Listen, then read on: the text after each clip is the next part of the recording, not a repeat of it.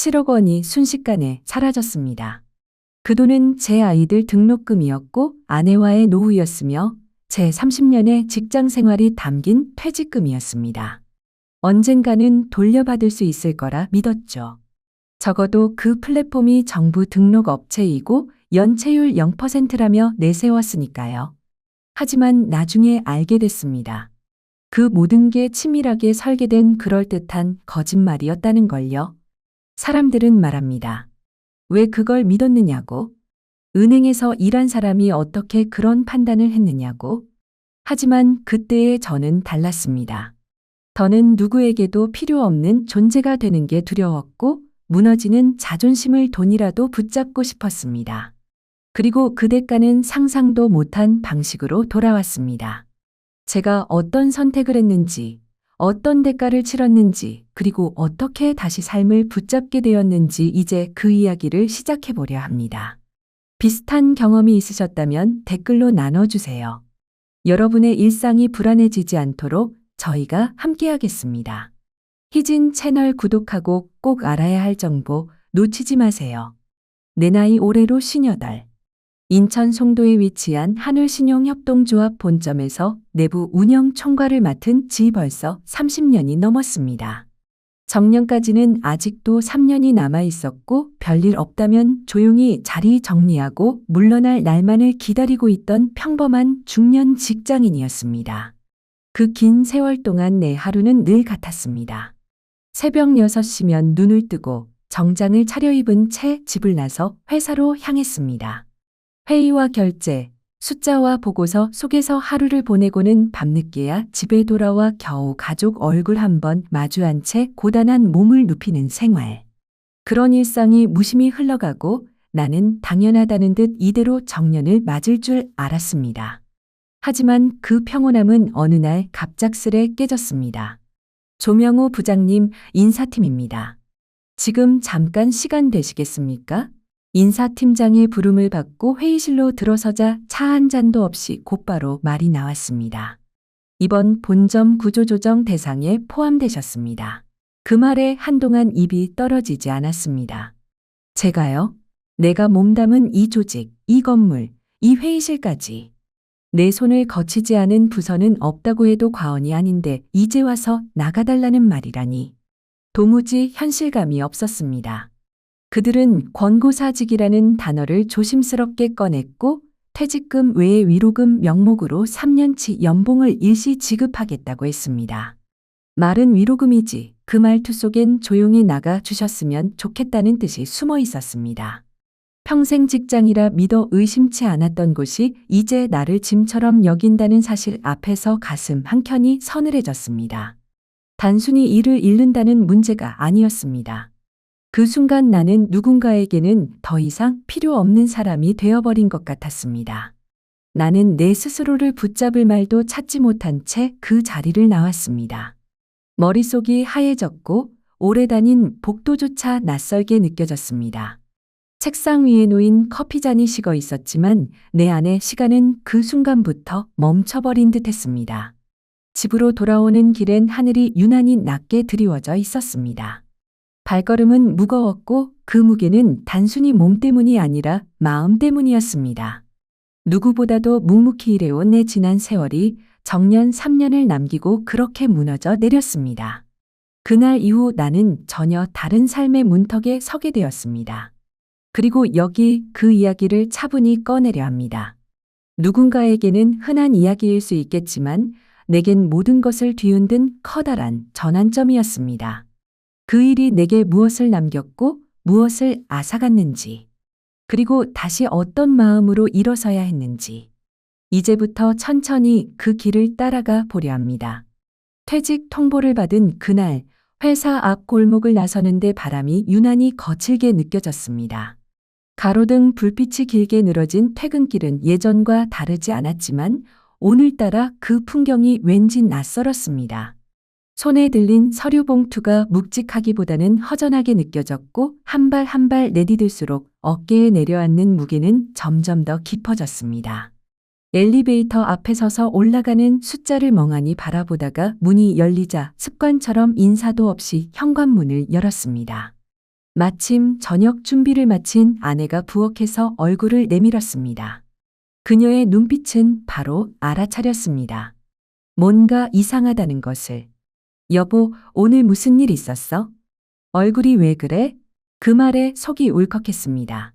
마치 오랫동안 눌러놓았던 감정이 그 짧은 문장 하나에 무너져 내리는 듯 했습니다. 입이 떨어지지 않았습니다. 순간 내가 얼마나 가장이라는 자리에 눌려 살았는지 깨달았습니다. 괜찮은 척, 든든한 척했던 시간들이 떠올랐고 그 모든 것이 거짓말처럼 느껴졌습니다. 식탁 앞에 앉자 말없이 물을 한 모금 삼켰습니다. 그리고 어렵게 입을 열었습니다. 나 권고사직 당했어. 그 말이 내뱉는 순간 심장이 내려앉는 느낌이었습니다. 아내는 젓가락을 내려놓고 나를 바라보았습니다. 눈이 커졌지만 아무 말도 하지 않았습니다. 대신 천천히 손을 내밀어 내 손을 감싸쥐었습니다. 그 따뜻한 손길이 어떤 말보다 더 큰 위로가 되었지만 동시에 나를 죄인처럼 만들었습니다. 내가 지켜야 할 가족에게 상처를 주고 있는 건 아닐까. 승호는 아직 대학 2학년이고 세빈이는 수험생입니다. 등록금이며 학원비, 생활비까지 앞으로 빠듯하기만 할 텐데 이제 나는 소득 없는 사람이 된 겁니다. 그런 현실이 벽처럼 다가왔고 나는 숨이 턱 막혔습니다. 퇴직 이후 뜻밖에도 시간이 많아졌습니다. 하지만 그 시간이란 게 나에게는 선물이 아니었습니다. 새벽 6시면 여전히 눈이 떠지지만 어디에도 갈 곳이 없는 현실은 불안함으로 가득했습니다. 뉴스에서 황혼 실업이라는 단어를 들은 적이 있었는데 그게 바로 내 이야기였습니다. 적리금과 위로금을 합쳐 약 7억 원가량을 손에 쥐었지만 그 돈은 희망이라기보다 공포에 가까웠습니다. 누구는 부동산에 넣으라 하고 누구는 배당주 ETF를 알아보라고 했습니다. 하지만 나는 아무것도 확신할 수 없었습니다. 은행 금리로는 생활비를 감당하기 어려웠고 섣불리 투자했다가 더 큰 화를 입을까 두려웠습니다. 이 돈이 우리 가족의 마지막 밧줄일지도 몰라. 그래서 생각한 것이 다시 일을 구하는 것이었습니다. 자존심을 접고 은행에 있을 때 자주 거래했던 협력업체 사장들에게 연락을 돌려보기 시작했습니다. 처음엔 쑥스러웠지만 급박함이 체면을 눌렀습니다. 혹시 일자리 좀 있을까요? 아르바이트라도 괜찮습니다. 하지만 돌아오는 대답은 놀랄 만큼 똑같았습니다. 요즘 우리도 상황이 안 좋아서요. 도와드리고 싶은데 어렵습니다. 죄송합니다. 예전에는 부장님 하며 반갑게 인사하던 이들이 이제는 전화를 피하거나 회신조차 주지 않았습니다. 그들의 태도는 너무도 단호했고 거절은 정중했지만 차가웠습니다. 전화기 너머의 그 조심스러운 말투 속에는 우리도 여유 없다는 사회의 냉정함이 묻어나 있었습니다. 하루하루 그렇게 자존감은 조금씩 달아갔습니다. 서류를 들고 취업 사이트를 뒤적이는 내 모습은 낯설면서도 처량했습니다. 나는 아직 할 수 있다고 생각했는데 세상은 이미 나를 끝난 사람으로 분류한 것 같았습니다. 그 무렵 나는 하루도 빠짐없이 구직 사이트를 들락거렸습니다. 새벽이면 커피 한 잔을 내려놓고 책상 앞에 앉아 이력서를 고쳐 쓰고 낮에는 채용 공고를 클릭하고 또 클릭하며 시간만 흘려보냈습니다. 하지만 돌아오는 답은 언제나 같았습니다. 면접 기회는커녕 서류 심사조차 통과하지 못했습니다. 죄송하지만 더 적합한 지원자가 있어. 그 익숙한 문장 뒤에 숨어 있는 말은 분명했습니다. 나이 많은 지원자는 필요 없다는 뜻이었습니다. 내 나이, 내 경력, 내 지난 30년은 누군가에게는 오버스펙, 누군가에게는 고비용 위험군이었습니다. 아무도 그것을 직접 말하지 않았지만 나는 뼛속 깊이 느낄 수 있었습니다. 그런 나를 향해 아내는 조심스럽게 말했습니다. 여보, 그동안 얼마나 고생했어요. 지금은 조금 쉬면서 천천히 생각해봐요. 당장 급하게 뭐하지 않아도 돼요. 그 말이 얼마나 다정했는지 모릅니다. 하지만 나는 더 무서워졌습니다. 쉬어도 된다는 말이 왠지 당신은 이제 필요 없는 사람이라는 듯 들렸습니다. 오랫동안 쌓아온 무언가가 이미 꺾여버린 것 같아 더욱 초조해졌습니다. 그렇게 몇 주가 흘렀을까요? 하루는 밥을 먹고 소파에 앉아 멍하니 휴대폰을 넘기고 있었습니다. 알고리즘이 추천한 영상 하나가 눈에 띄었습니다. 100만 원으로 연 12% 수익, 안전한 부동산 조각 투자. 처음엔 아무 생각 없이 넘겼습니다. 너무 좋게 들리는 말은 오히려 더 믿음이 가지 않았습니다. 하지만 이상하게도 며칠 뒤 또 비슷한 영상이 피드에 올라왔습니다. 이번에는 호기심이 앞섰고 결국 클릭을 누르게 됐습니다. 영상 속 중년 남성이 말했습니다. 지금 같은 시대엔 은퇴자도 돈을 불릴 수 있습니다. 연 12% 원금 보장, 확실한 담보. 단기 6개월 투자. 이보다 쉬운 투자 있을까요? 말은 간단했고 설명은 매끄러웠습니다. 계속 듣다 보니 나도 할 수 있을 것 같은데 라는 생각이 들기 시작했습니다. 무엇보다 은퇴자에게 최적화된 투자라는 표현이 자꾸만 마음에 걸렸습니다. 마치 나를 위한 문장 같았습니다. 그날 밤 나는 혼자 방에 틀어박혀 관련 정보를 검색하기 시작했습니다. 온라인 부동산 조각 투자, 이른바 조부풀이라는 단어가 반복해서 눈에 들어왔습니다. 여러 사람이 소액을 모아 일정 부동산 프로젝트에 투자하고 그 수익을 나눠 갖는 구조였습니다. PEP 투자와 유사하지만 더 간편하고 플랫폼 기반이라는 점이 달랐습니다. 원금 보장, 정부 등록 업체, 담보 확보 완료, 연체율 0%라는 문구들이 나를 안심시켰습니다. 설명 페이지에는 온투법이라는 제도까지 언급돼 있었습니다. 알고 보니 2020년부터는 일정 기준을 충족한 업체만이 금융당국에 등록할 수 있었고, 등록된 플랫폼은 투자자 자금을 별도 계좌로 분리해 관리하며 모든 정보 공개가 의무화돼 있다는 내용이었습니다. 그 정보를 읽고 나니 조금은 마음이 놓였습니다. 제도 안에 있는 투자라면 최소한 사기를 당하진 않겠지 하는 생각이 들었습니다. 물론 의심도 들었습니다. 하지만 실제 후기라는 영상과 사진들이 수백 개나 올라와 있었고 투자자들이 입금 내역을 인증하며 환하게 웃는 모습은 그 자체로 신뢰를 유도했습니다.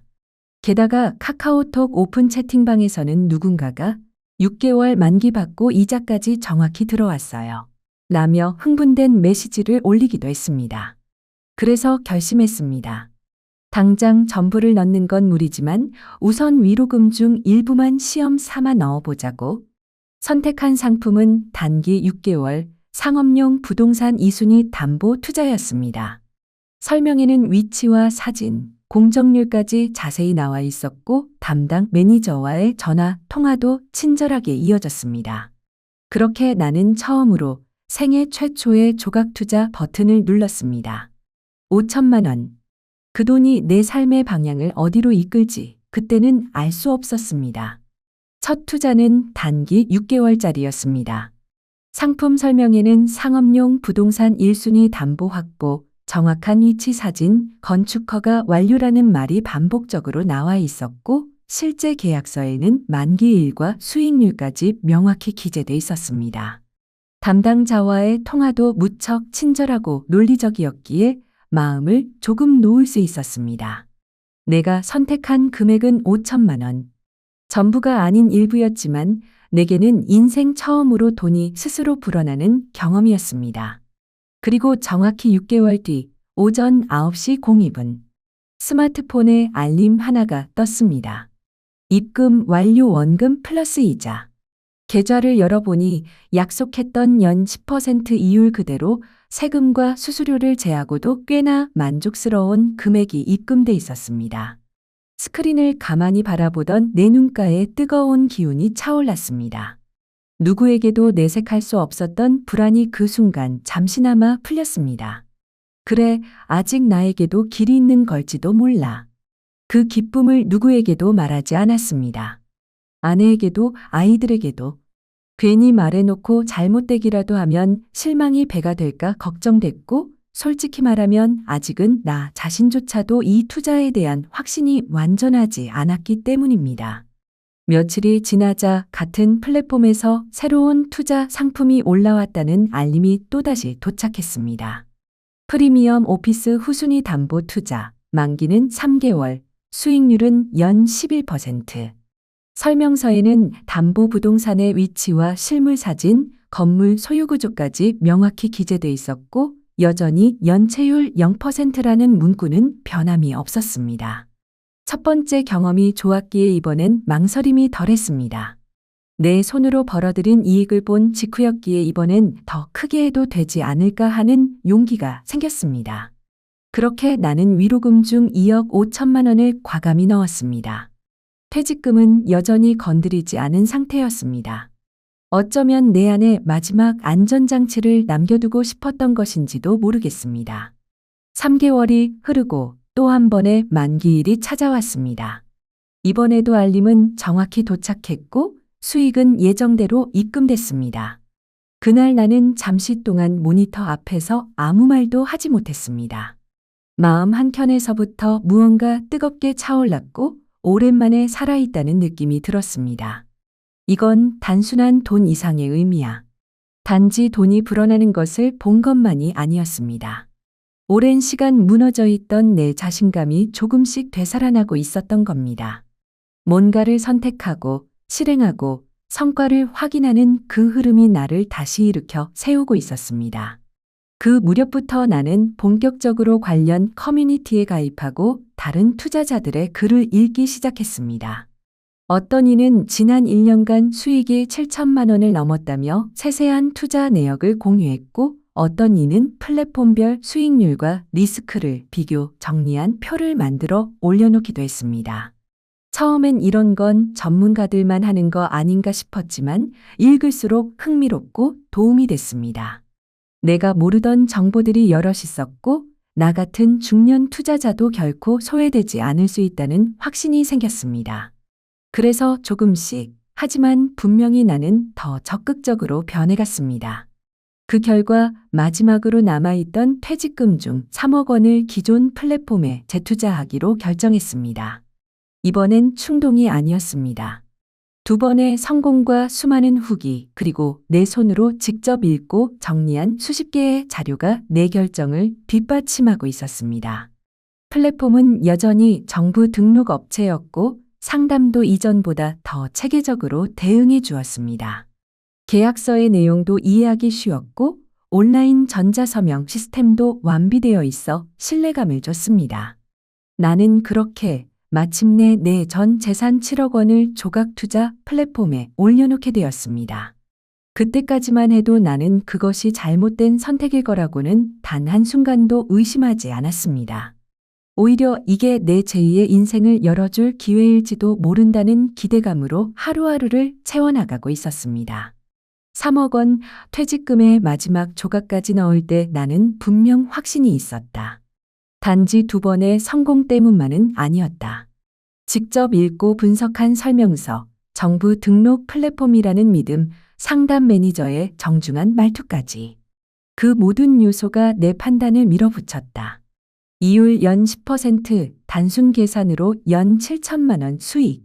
다시 말해 아무 일도 하지 않아도 중소기업 부장금 연봉이 생긴다는 이야기였다.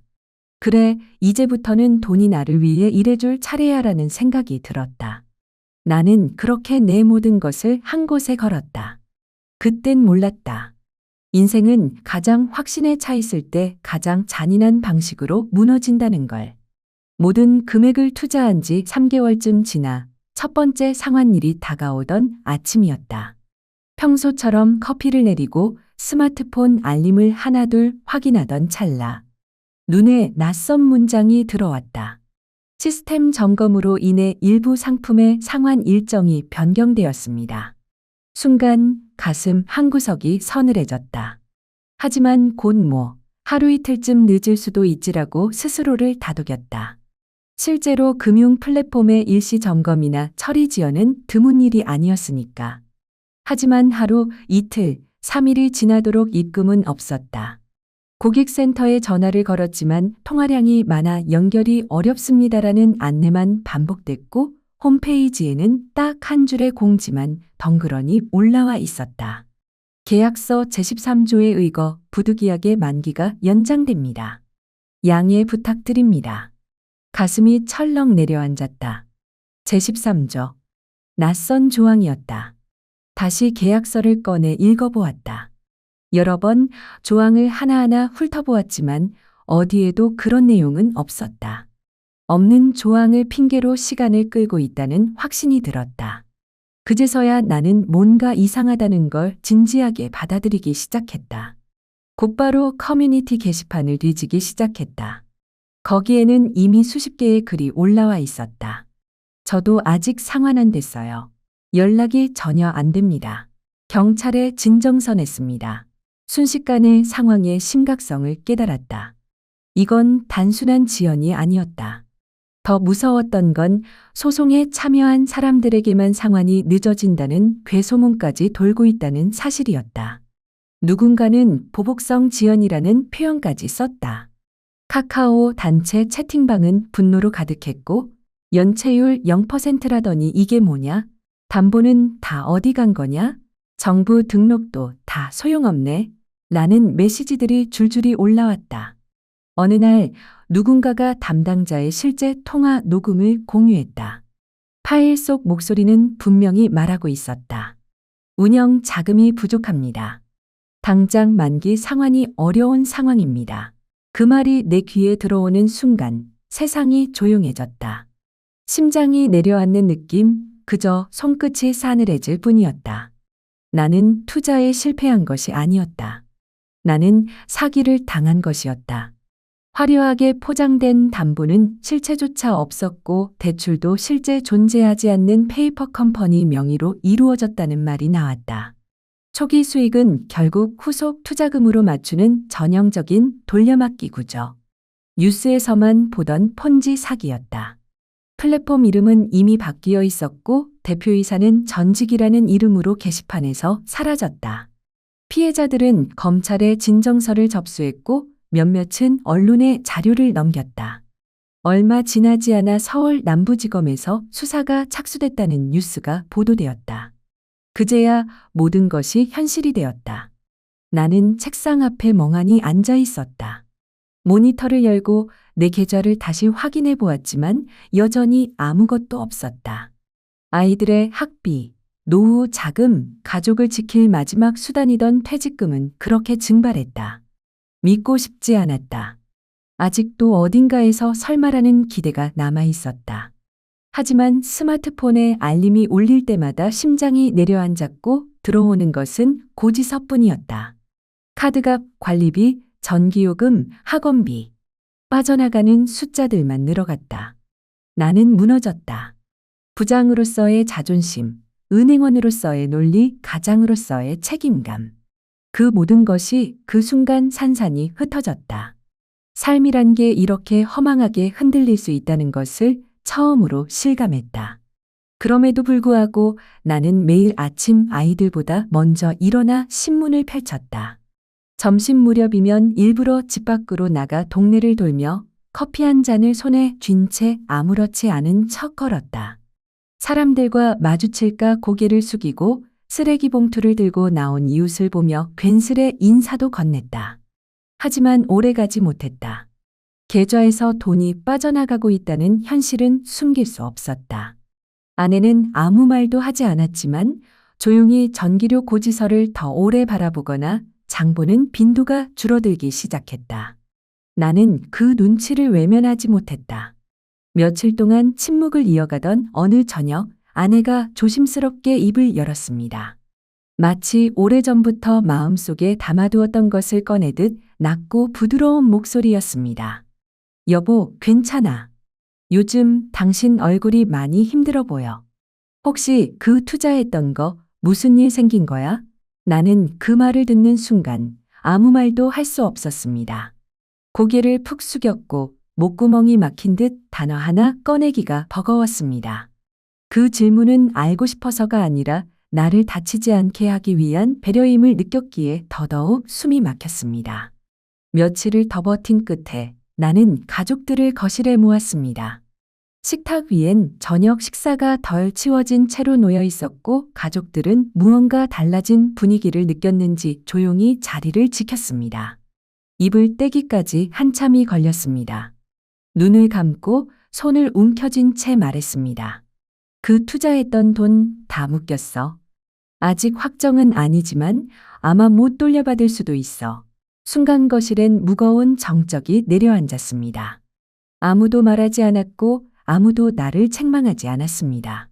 아내는 고개를 숙인 채 조용히 숨을 고르고 있었고 세빈이는 놀란 눈으로 나를 바라봤습니다. 하지만 내 가슴을 가장 무겁게 짓누른 건 승우의 반응이었습니다. 조용히 방으로 들어간 승우는 얼마 뒤 내게 다가와 말했습니다. 아버지, 저 군대 갈게요. 휴학하고 당분간 돈 안 쓰면 국가 지원금으로는 버틸 수 있잖아요. 저 괜찮아요. 그 말을 듣는 순간 심장이 찢어지는 것 같았습니다. 고맙다는 말도 미안하다는 말도 차마 입 밖으로 나오지 않았습니다. 그저 괜찮다고 말했지만 속으론 무너져 내렸습니다. 아들이 말한 국가 지원금이 그렇게 서글프게 들릴 줄은 몰랐습니다. 세빈이도 이내 말했습니다. 나 이제 입시 준비 본격적으로 들어가니까 피아노 학원 그만둘게. 사실 나도 좀 쉬고 싶었어. 말끝을 흐리며 억지로 웃어 보였지만 나는 그 웃음이 진심이 아니라는 걸 단번에 알아챘습니다. 어릴 적부터 피아노에 몰두해 오던 아이였기에 그 말은 양보가 아니라 포기라는 걸 느낄 수 있었습니다. 그날 밤 아내가 작은 봉투 하나를 내밀었습니다. 뭐냐고 묻자 결혼 전에 모아두었던 적금 통장이라고 했습니다. 한동안 생활비는 이걸로 될 거야. 당신 너무 자책하지 말아요. 우리 같이 살았잖아요. 지금도 마찬가지야. 나는 아무 말도 하지 못한 채 고개를 떨구고 말았습니다. 그리고 처음으로 아내 앞에서 소리내어 울었습니다. 아이들 앞에선 꾹 참았던 울음을 그날 밤 아내 앞에서만큼은 참지 못했습니다. 30년 넘게 가장으로 살아오며 그렇게 무너진 건 처음이었습니다. 책임감이라는 무게에 짓눌려 스스로를 채찍질하던 그 시간들이 눈물과 함께 흘러내렸습니다. 하지만 이상하게도 그날 이후 나는 조금씩 달라지기 시작했습니다. 이대로 주저앉을 수는 없다는 생각이 들었습니다. 아들을 군에 보내고 딸아이의 꿈을 꺾고 아내의 비상금을 꺼내게 만든 내가 이제는 행동해야 한다고 느꼈습니다. 그 다음 날 새벽, 나는 동네 우유 배달 일을 시작했습니다. 고무장갑을 끼고 우유 상자를 오토바이에 올려 싣는 동안 손끝은 얼어붙었지만 마음은 차분했습니다. 이후엔 편의점 아르바이트, 택배 분류 공고에도 이력서를 냈습니다. 58배 나이의 육체노동은 결코 쉬운 일이 아니었지만 지금의 나는 더 이상 선택할 여유가 없었습니다. 저녁이 되면 아내가 묻습니다. 오늘은 어땠어요? 나는 애써 웃으며 말합니다. 오늘은 물류센터에서 일했는데 젊은 친구들이랑 같이 하니까 기운 나더라고. 다들 착하고 말도 잘 걸어줘서 좋았어. 사실은 허리가 욱신거리고 계단을 오를 땐 다리가 후들거렸지만 그런 말은 하지 않았습니다. 괜히 또 아내를 걱정시키고 싶지 않았습니다. 그렇게 하루하루를 버텨가며 나는 깨달았습니다. 무너진 것은 돈이 아니라 내 마음이었다는 것을. 그리고 그 마음을 다시 붙잡을 수 있게 해준 건 바로 가족이었다는 것을. 시간은 흘러 어느덧 1년이 지났습니다. 승호는 이미 입대한 지 반년이 넘었고 세빈이는 학원 대신 동네 도서관으로 발길을 돌렸습니다. 아내는 여전히 도시락을 싸고 저녁이면 나의 허리를 매만지며 조용히 물어봅니다. 오늘은 좀 덜 아팠어요? 그리고 나는 조용히 고개를 끄덕입니다. 그러던 중 우연처럼 한 은행 후배에게서 연락이 왔습니다.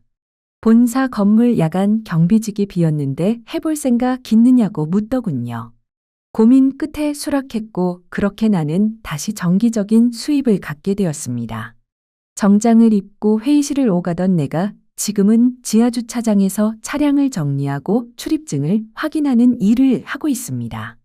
누군가는 이걸 추락이라 부를지 모르지만 나는 그렇지 않습니다. 이상하게도 이 일이 싫지 않았습니다.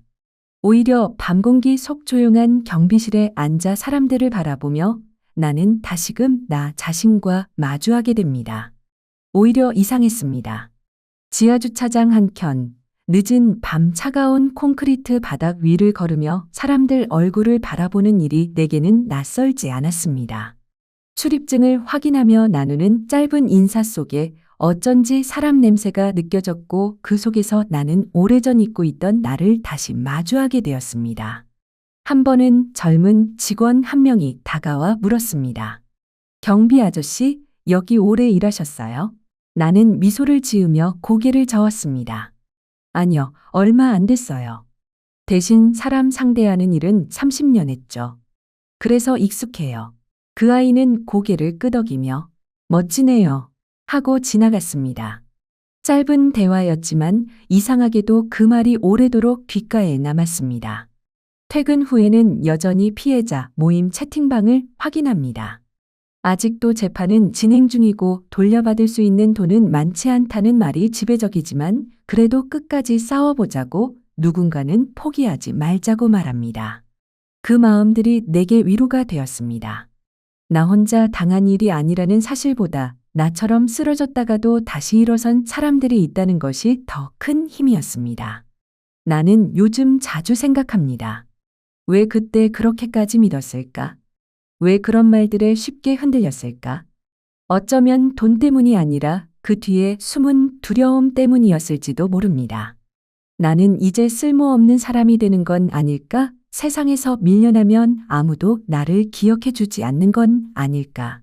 그런 불안이 나를 덮쳐왔고 나는 그것을 돈으로 가리고 싶었던 건지도 모르겠습니다. 하지만 이제는 압니다. 돈보다 더 중요한 것이 있다는 것을요. 바로 내 곁에 있어주는 사람들, 지켜야 할 얼굴들이 있다는 사실이 나를 다시 붙잡아 주었습니다. 그래서 나는 오늘도 새벽을 엽니다. 누군가는 아직 입을 속일 시간, 나는 추운 공기를 마시며 보온병에 담긴 커피를 들고 출근길 사람들을 맞이합니다. 그들의 어깨 위엔 삶의 무게가 얹혀 있고 눈빛엔 각자의 사연이 담겨 있습니다. 나는 그 얼굴들 속에서 오래전의 나를 봅니다. 누구보다 자신만만했고 책임감을 무겁게 안고 살았던 과거의 나, 그리고 그때의 나에게 속삭입니다. 괜찮아. 다시 시작하면 돼. 중요한 건 아직 끝난 게 아니니까. 지금 이 이야기를 우연이라도 읽고 있는 당신이 혹시 누군가의 아버지이거나 누군가의 자식이거나 혹은 내일을 두려워하는 평범한 사람이라면 부디 이 말만은 기억해 주세요. 우리가 진짜로 잃지 말아야 할 것은 희망입니다. 돈은 다시 벌 수 있습니다. 명함은 다시 만들 수 있습니다. 하지만 무너진 마음은 그건 스스로를 갉아먹고 삶을 삼켜버립니다. 절대 돈 때문에 자신을 포기하지 마세요. 돈 때문에 가족과 등을 지거나 스스로를 미워하지 마세요.